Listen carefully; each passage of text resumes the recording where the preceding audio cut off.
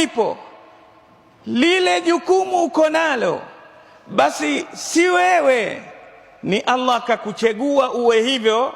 Kwa hivyo pale ulipofanya vizuri, wewe ni imamu, basi fanya vizuri katika uimamu wako, tekeleza haki za imamu, usiwe mzembe, kwa sababu Allah akakuchagua. Kuna wangapi waliosoma hawakupewa nafasi hii na Allah?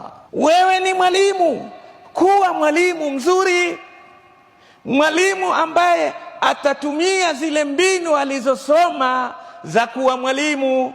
Usiwe utakuwa ni kazi tu, muhimu kazi.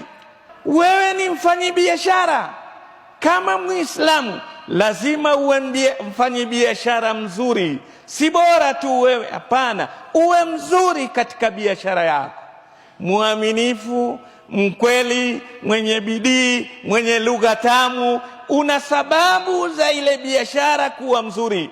Muislamu anachokifanya akifanye vizuri. Na lau Waislamu watakuja kwenye Uislamu wao kwa mfumo huu kwamba sisi lazima tuwe best katika kila kitu, wallahi tutawavuta wengi katika dini hii, bali tutakuwa na mengi mazuri.